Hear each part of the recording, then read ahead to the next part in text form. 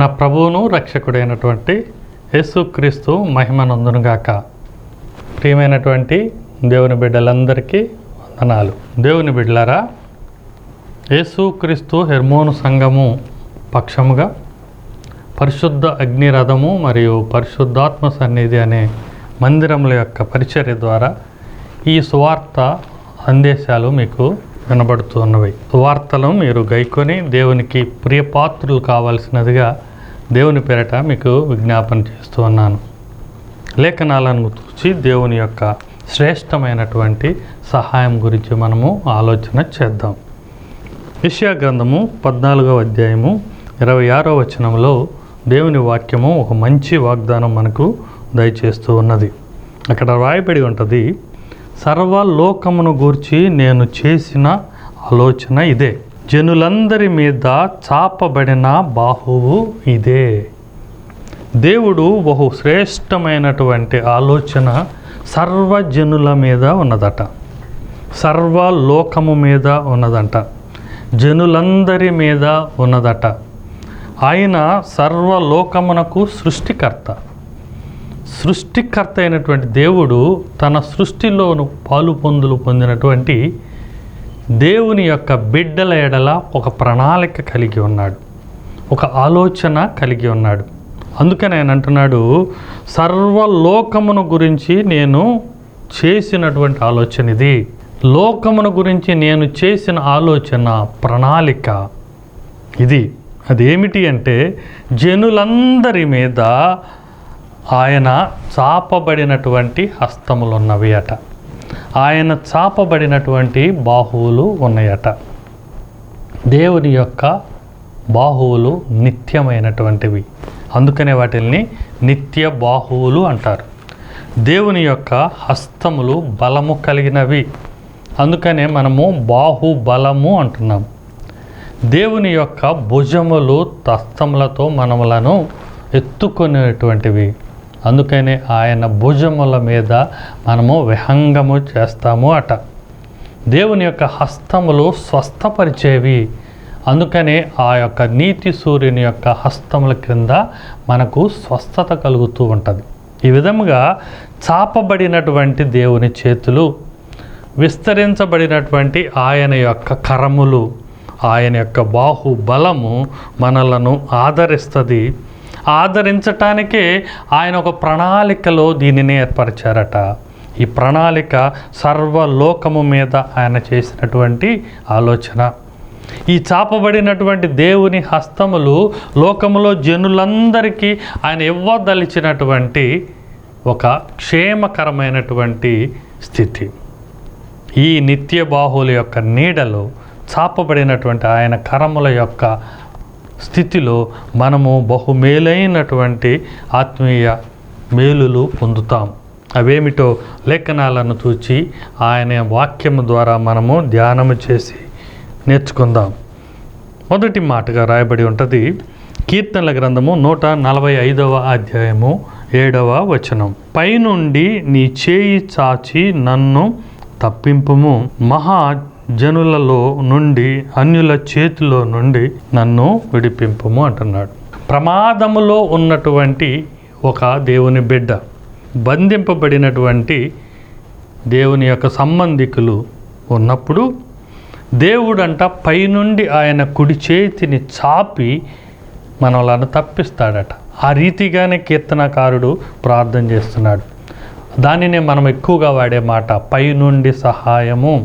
పైనుండి సహాయము అంటే విదేశాల నుండి వచ్చే సహాయం కాదు, ఎక్కడ నుండో వచ్చే సహాయం కాదు, భౌతికమైనటువంటి సహాయం కాదు. మహా ఆకాశంలో విస్తరించినటువంటి దేవుడు తన నిత్య బాహువులను చాచి కొలతకు అందనటువంటి ఆయన కరములను చాచి మనలను ఆ ప్రమాదంలో నుండి తప్పిస్తాడు. అందుకని కీర్తనకారుడు ప్రార్థిస్తున్నాడు, మనుషులలో నుండి మరియు అన్యుల చేతిలో నుండి నన్ను విడిపింపుము అంటున్నారు. సహజంగా ఈ లోకములో, ప్రత్యేకంగా మన దేశంలో ఈ దేవుని యొక్క ప్రేమలో ఉండేవాళ్ళు, దేవుని ఎడల భయభక్తులు కలిగిన వాళ్ళు, ఈ దేవునిని విశ్వసించి ప్రార్థించేటువంటి వారు, ఆరాధన చేసేటువంటి వారు తక్కువ స్థాయిలో ఉంటున్నారు, నిమ్న జాతులలో ఉంటున్నారు, వాళ్ళు అణిచివేయబడినటువంటి వారుగా ఉంటున్నారు, వారు దాసులుగా దీనులుగా ఉంటున్నారు. వీరి మీద ఖచ్చితంగా నాయకులు ఉంటారు, వీరి మీద అధికారులు ఉంటారు, వీరిని అణిచివేసే అటువంటి యజమానులు ఉంటారు. వీరి యొక్క అణిచివేత శృతి మించి ఉంటుంది. అలాంటి పరిస్థితుల్లో భక్తులు చేయవలసింది ఏంటి అంటే ప్రార్థన. ఆయనే మనకు సహాయకుడు, మన ప్రార్థన వినేవాడు, మన మొరకు చెవియొగ్గేవాడు. తన యొక్క దయానిధి నుండి, కృపానిధి నుండి పైనుండి చేయి చాచి మనలను ఆ ప్రమాదంలో నుండి తప్పిస్తాడు, రక్షిస్తాడు.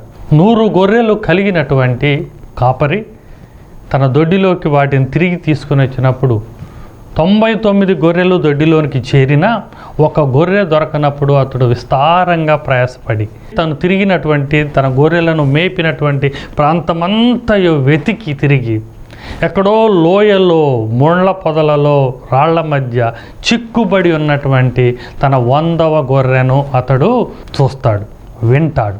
ఆ గొర్రె కాపరి యొక్క అడుగుజాడల శబ్దాన్ని విని అది ప్రలాపిస్తుంది, అరుస్తుంది. ఆ శబ్దమే ఆ గొర్రెల కాపరిని తను ఉన్నటువంటి ప్రదేశానికి తీసుకువస్తుంది. అప్పుడు ఆ గొర్రెల కాపరి తన ప్రయాసను వచ్చి తన యొక్క చేతులను చాచి తన యొక్క చేతిలో ఉన్నటువంటి దండమును కర్రతో ఆ యొక్క భాగాన్ని సరిచేసి ఆ గొర్రెను ఎత్తుకొని భుజాల పైన ప్రేమగా నిమురుకుంటూ అతను తన యొక్క సన్నిధికి, గొర్రెల దొడ్డికి చేరుస్తాడు. అదే రీతిగా గొర్రె ఎలా ప్రలాపించిందో, ప్రమాదంలో ఉండి కాపరిని ఎలా రాబట్టుకుందో, కాపరి ద్వారా ఎలా తన ప్రేమను పొందినదో, కాపరి ద్వారా తను ఎలా విమోచింపబడిందో, దేవుని బిడ్డలు తమ పైన ఉన్న ఒత్తిడిని బట్టి, తమ పైన ఉన్నటువంటి కుట్రను బట్టి, అపాయములను బట్టి దేవునిని ప్రార్థించేవారుగా ఉండాలి. ఆ ప్రార్థనను బట్టి కృపగలిగినటువంటి దేవుడు ప్రార్థనను ఆలకించి తన కరుణా హస్తములను చాచి మనలను ఆయన ఆదుకుంటాడు, ఆ ప్రమాదం నుండి తప్పిస్తాడు. దీనినే మనము పైనుండి సహాయము అని చెప్పుకుంటున్నాం. అందుకనే పైనుండి నీ చేతులను చాపి నన్ను తప్పించుము, ఈ మనుషుల నుండి, ఈ అన్యుల నుండి నన్ను విడిపింపము అని ఈ కీర్తనాకారుడు అంటూ ఉన్నాడు. ఒక ఉదాహరణను మనం కనుక గమనిస్తే ఆదికాండము 8వ అధ్యాయము 9వ వచనములో ఈ మాట రాయబడి ఉంటుంది. నీళ్లు భూమితో మీద ఉన్నందున తన అరకాలు నిలుపుటకు దానికి స్థలము దొరకలేదు, కనుక ఓడలోనున్న అతని యొద్దకు అది తిరిగి వచ్చెను. అప్పుడు అతడు చెయ్యి చాచి దానిని పట్టుకొని ఓడలోనికి తీసుకొనెను అని మాట వింటాం. నోవహు జల ప్రళయపు సంభవము.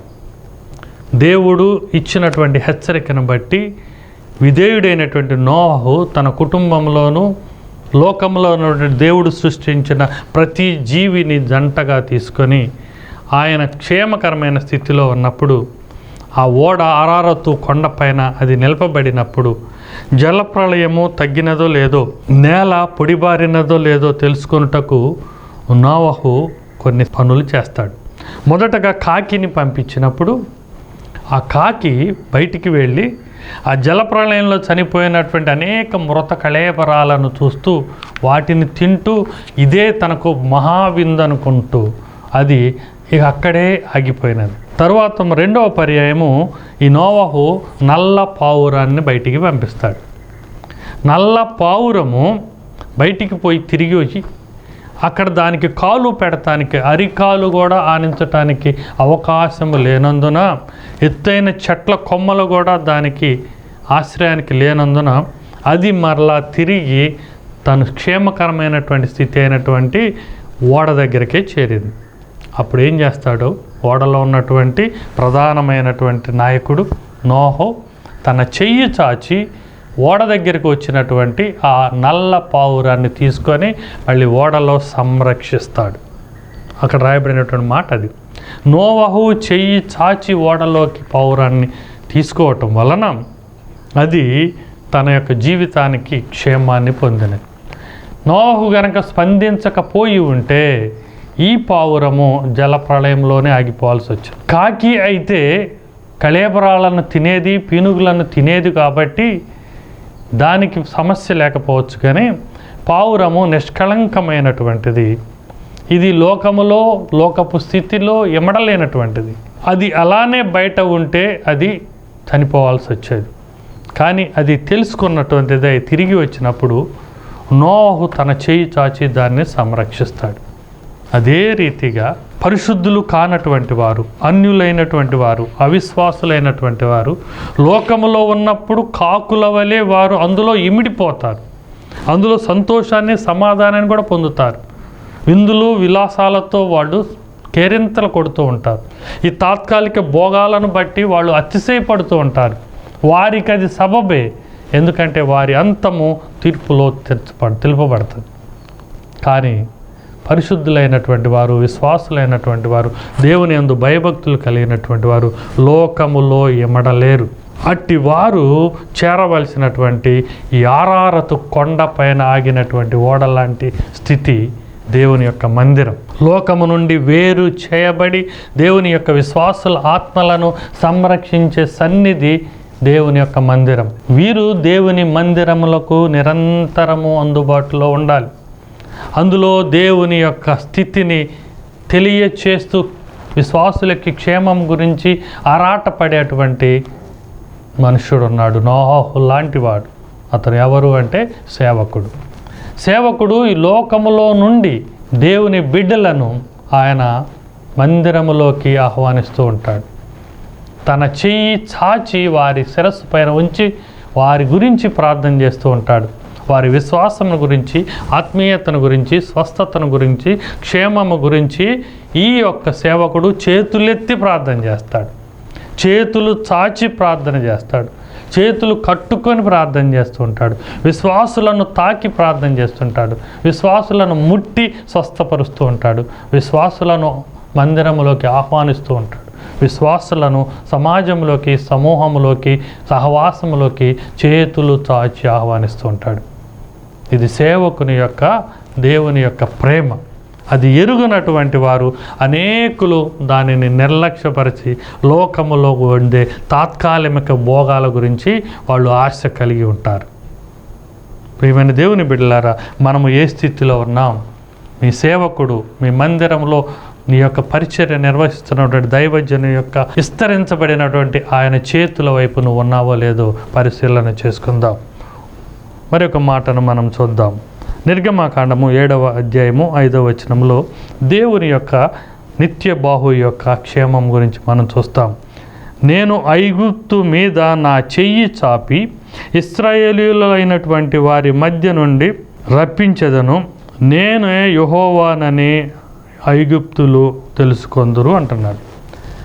దేవుని బిడ్డలు, ఇశ్రాయేలీయులు, ఎన్నిక చేయబడినటువంటి బిడ్డలు ఐగుప్తుల మధ్య ఫరో రాజ్యములో ఆయన యొక్క యాజమాన్యములో దాసులై ఉన్నారు. 400 సంవత్సరాలు శ్రమలతో అలమట్టిస్తూ ఉన్నారు. ఆనాడు బ్రిటిష్ వారు కనుక భారతదేశం పైన ఆక్రమించబడి కేవలం వ్యాపారంతో కాలు మోపి తర్వాత రాజ్యాధికారాన్ని పొంది భారతీయులను ఎలా హింసించారో, ఎలా వాడు అణిచివేశారో, ఎలా తొక్కిపట్టారో, ఆ రీతిగా ఆనాడు ఇశ్రాయేలీయులందరూ ఐగుప్తులో ఫరో రాజ్యములో ఆయన బానిసలుగా వారు హింసించబడుతూ ఉంటారు, మొత్తబడుతూ ఉంటారు. అప్పుడు అంటున్నాడు దేవుడు, నేను ఐగుప్తు మీద నా కరాన్ని చాపుతాను, ఇశ్రాయేలీయులు అందరినీ నేను అక్కడ నుంచి రప్పిస్తాను. ఈ విడుదలను చూచి, ఈ విమోచనను చూచి అప్పుడు ఐగుప్తులు అనుకుంటారు నేనే యెహోవాను అని. విమోచకుడు అని ఆయనకు పేరు. మనల్ని శ్రమల నుండి, దుఃఖము నుండి, బాధ నుండి, ప్రత్యేకంగా పాపము నుండి, దాస్యము నుండి విడుదల చేయువాడు. ఆ విడుదల చేయుటకు ఆయన తన యొక్క చేతిని చాపాడు. దేవుడు తన చేతిని ఐగుప్తు మీద చాపబట్టే ఫరో యొక్క రాజ్యంలో నుండి ఇశ్రాయేలులకు విముక్తి కలిగింది. ఆనాడు దేవుడు చెయ్యి చాపి సంహార దూతను ఐగుప్తు వారి యొక్క గృహాల మీద పంపాడు. ఎవరైతే పస్కా బలి రక్తంని కలిగి ఉన్నటువంటి ద్వారబంధాలు ఉన్నాయో వారి దగ్గర దేవుని యొక్క హస్తము వారిని విమోచించింది. కానీ ఐగుప్తులో వీళ్ళని మొత్తాన్ని అణిచివేసింది. అప్పుడు చివరి అయినటువంటి ఆ క్షామమును తట్టుకోలేక ఇశ్రాయేలుకు ఫరో విడుదల కలుగజేస్తాడు. దేవుని యొక్క నిత్య బాహువు, చాపబడినటువంటి బాహువు మనకు సంరక్షణ ఇస్తుంది. విమోచననిస్తుంది, మనలను అది విడుదల చేస్తుంది. పాపపు బంధకముల నుండి, ఈ లోకంలో చెరసాల బంధకముల నుండి, దాస్యపు బాధల నుండి మనలను విమోచింపజేస్తుంది. విశ్వాసిగా మారని వాళ్ళు, రక్షణ పొందని వాళ్ళు ప్రతి ఒక్కడూ పాపమునకు దాసుడే, అపవాదికి దాసుడే, సాతాను యొక్క యాజమాన్యంలో వీడు బానిసగా ఉన్నటువంటి వాడి నుండి నువ్వు విడుదల పొందాలి అంటే చాపబడినటువంటి దేవుని హస్తము కావాలి. ఆనాడు ఇశ్రాయేలీలు ఆ హస్తాన్ని పొందారు, వారు విమోచింపబడ్డారు. ప్రియమైన దేవుని బిడ్డలారా, నీకు కూడా ఈ విషయంలో ఆసక్తి ఉంటే దేవుడు తన హస్తాన్ని చాపి నీకున్నటువంటి బంధకముల నుండి విడుదల చేయటానికి సిద్ధమై ఉన్నాడు. ఒక మాటను మనము చూద్దాం. లూకా సువార్త 15వ అధ్యాయము 20వ వచనంలో ఉంటుంది. వాడింకనూ దూరముగా ఉన్నప్పుడు తండ్రి వానిని చూచి కనికరపడి పరిగెత్తుకొని కౌగలించుకొని వాడి మెడ మీద ముద్దు పెట్టుకొనెను అని ఉంటుంది. బుద్ధి వచ్చినటువంటి కుమారుడు, తప్పిపోయి తన యొక్క పాపమును తెలుసుకున్నటువంటి బుద్ధి వచ్చిన కుమారుడు. మనము తప్పిపోయిన కుమారుడు అనే ఉపమానంలో వింటూ ఉంటాం. ఈ చిన్న కుమారుడు లోకములో యొక్క భోగము గురించి, సౌఖ్యము గురించి, సంతోషం గురించి, ఆనందం గురించి తండ్రికి విభేదించి లోకములకు పోయి దుర్వ్యాపారము చేసి, వ్యసనాలు చేసి, బ్రతకటానికి తినటానికి కూడా తిండి లేని పరిస్థితుల్లో తండ్రి దగ్గరకు వస్తున్నప్పుడట, వాడి మనస్సును ఎరిగినటువంటి తండ్రి, చాలు మారిన మనసు, బుద్ధి తెచ్చుకున్నటువంటి స్థితి, తండ్రి ఎదురెళ్ళి కుమారుడి దగ్గరకు పరిగెత్తుకొని వెళ్ళి తన చేతులు చాచి అతనిని కౌగలించుకొని మెడ మీద ముద్దు పెట్టుకొని, ఈ నా కుమారుడు తప్పిపోయి మళ్ళీ దొరికాడు అని సంతోషపడి విందు చేశాడట. ప్రియమైన దేవుని బిడ్డలారా, యేసు క్రీస్తుకు కూడా అదే ప్రేమ ఉంది. మన తండ్రి అయినటువంటి దేవునికి కూడా అదే ప్రేమ ఉంది. ఆనాడు ఆదాముతో ప్రారంభమైనటువంటి మనసు తప్పిపోవటం, బుద్ధి తప్పిపోవటం, ఆజ్ఞను అతిక్రమించటం, పాపాన్ని ఆహ్వానించటం, దేవుని యొక్క స్థితికి దూరం అవటం, ఏదేను తోటలో నుంచి బహిష్కరించబడటం, నెట్టివేయబడటం, వెలివేయబడటంలో ప్రారంభమైన ఆ యొక్క మానవుడి స్థితి మళ్ళీ యేసుక్రీస్తు తండ్రి అయినటువంటి దేవుడు తన ప్రేమను, వాత్సల్యాన్ని చూపించడం ద్వారా, తన కరములను చాచుట ద్వారా తప్పిపోయి బుద్ధి వచ్చి మారు మనసు పొందినటువంటి వారిని ఆహ్వానిస్తూ ఉన్నాడు. తన హృదయంలోకి ఆహ్వానిస్తున్నాడు, తన రొమ్మునకు ఆహ్వానిస్తున్నాడు, మెడ మీద ముద్దు పెట్టుకుంటున్నాడు. ఆయన కరములను చాపి మనలను పిలుస్తున్నాడు. ఆ పిలుపుకు, ఆహ్వానానికి, ఆ స్వాగతానికి మనం ప్రతిస్పందిస్తున్నాం లేదా ప్రశ్నించుకుందాం. తండ్రికి అంత ప్రేమ ఉన్నప్పుడు మనం స్పందించటానికి మనం మూర్ఖంగా ఉన్నామో లేదో జ్ఞాపకం చేసుకుందాం. మరి యొక్క దేవుని యొక్క చాపబడిన చేతుల యొక్క స్వాస్థ్యమును గురించి మనము చూద్దాం. అపోస్తుల కార్యము 4వ అధ్యాయము 30వ వచనంలో ఈ మాట రాయబడి ఉంటుంది. రోగులను స్వస్థపరచుటకును నీ పరిశుద్ధ సేవకుడైన యేసు నామము ద్వారా సూచక క్రియలను, మహత్కార్యములను చేయుటకును నీ చేయి చాచి ఉంచగా.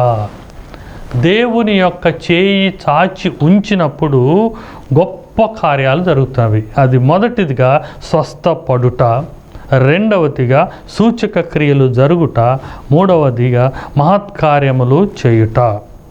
అపోస్తుల కార్యము 4వ అధ్యాయం 30వ వచనములో దేవుని బిడ్డల ద్వారా, అపోస్తుల ద్వారా, దైవజనుల ద్వారా దేవుడు ఈ గొప్ప కార్యాలు చేస్తూ ఉన్నారు. చూపులకు మనుషులే కనబడుతున్నారు, చూపులకు పరిచారకులే కనబడుతున్నారు, చూపులకు దైవజనులే కనబడుతున్నారు, నేత్రాలకు సేవకులే కనబడుతున్నారు, లేదా ఇక్కడైతే అపోస్తులు కనబడుతున్నారు. కానీ వారిలో ఇమిడి ఉండేది చాపబడినటువంటి దేవుని యొక్క కృపాహస్తం. సేవకులు తన కృపాహస్తము దేవుని ద్వారా పొంది వారు చేతులను చాపినప్పుడు వారిలో స్వస్థత కార్యాలు చేయగలిగే శక్తి వస్తుంది. వారు అద్భుతమైనటువంటి కార్యాలు చేస్తారు, వారు సూచక క్రియలు చేస్తారు. మోషే ఆనాడు ఐగుప్తులో 10 రకపు తెగుళ్లను దేవుడు ప్రకటించినప్పుడు వాళ్ళల్లో మంత్రకాళ్ళు కూడా కొన్ని సూచక్రియలు చేస్తాడు. అయితే దేవుని యొక్క దండము బట్టి మోషే చెయ్యి చాపి అంతకన్నా భయంకరమైనటువంటి సూచక క్రియలు చేయటానికి దేవుడు తన శక్తినిచ్చాడు. ఆయన బాహుబలాన్ని మోషే చేతితో ఆయన సంధించాడు. ఆనాడు మోషే చెయ్యి చాచి నిలబడినప్పుడు ఇశ్రాయేలీయులు శత్రువుల పైన యుద్ధములో గెలిచినట్లుగా ఉన్నాం. ఎప్పుడైతే చెయ్యి వెనుకకు తీయబడిద్దో అప్పుడు మళ్ళీ శత్రువులు గెలిచినట్లుగా మనకు సంభవం తెలుసు. చాపబడినటువంటి చేతులు దేవుని యొక్క బాహుబలాన్ని ప్రదర్శించినవి. దేవుడు తన యొక్క చేతులను సంఘములు, సంఘ బిడ్డల మధ్య ఆయన సేవకుల ద్వారా అది సూచిస్తాడు, ప్రదర్శిస్తాడు. ఈ చాపబడిన చేతుల ద్వారా మనము స్వస్థత పొందుతూ ఉన్నాం. ఈ చాపబడిన చేతుల ద్వారా మనము సూచక క్రియలు చేస్తూ ఉన్నాం.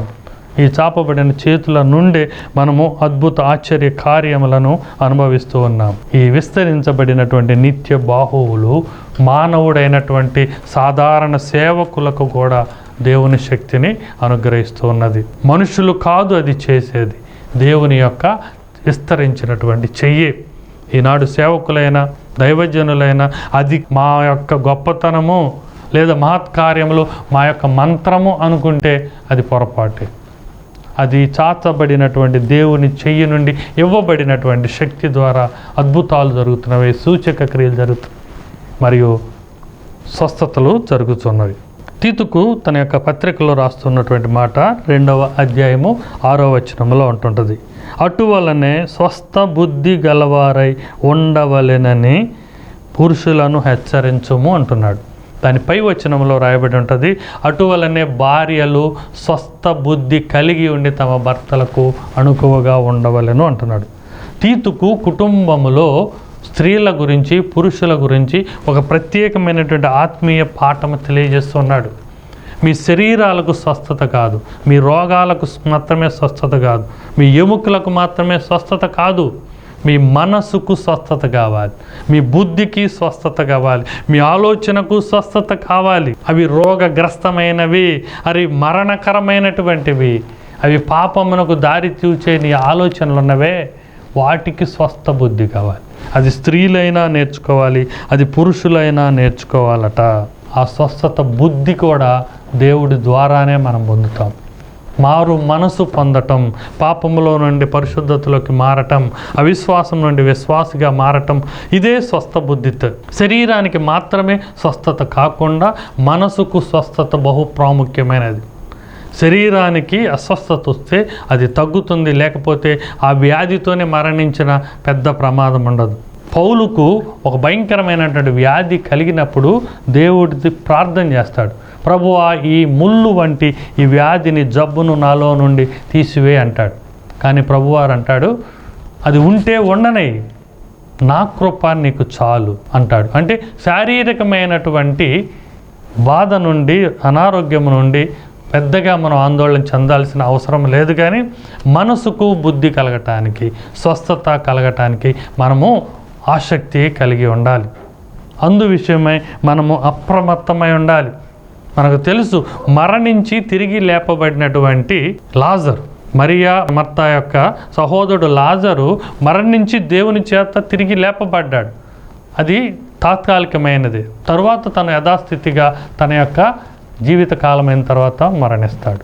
కానీ బుద్ధి మారిన తర్వాత, బుద్ధికి స్వస్థత వచ్చిన తర్వాత అది నిరంతరము నిత్య జీవములో అదే ఉంటుంది.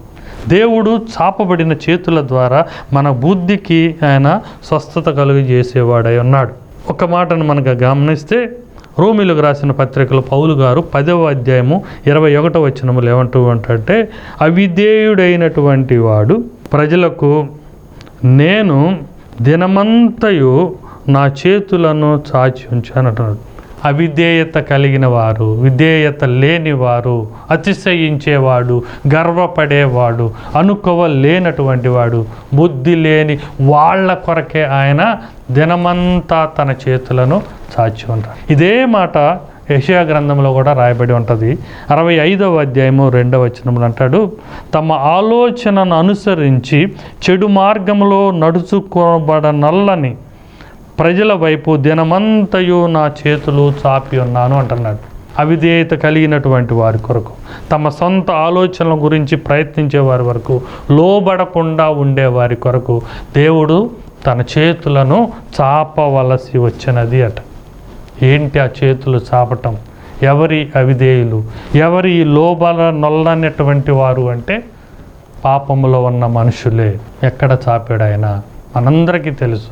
సిలువలో ఆయన కుడి వైపున కుడి చేతి, ఎడమ వైపున ఎడమ చేతిని చాపబడి వాటిల్లో ఆఖరి రక్తపు బొట్టు కారు వరకు రక్తము చిందునట్లు ఆయన మేకులతో కొట్టబడి ఆయన సిలువలో ఆకాశానికి భూమికి మధ్య వేలాడదీయబడ్డాడు. ఈ చాచిన చేతులవి, ఇవి రక్షణను ఇవ్వటానికి చాపబడినవి.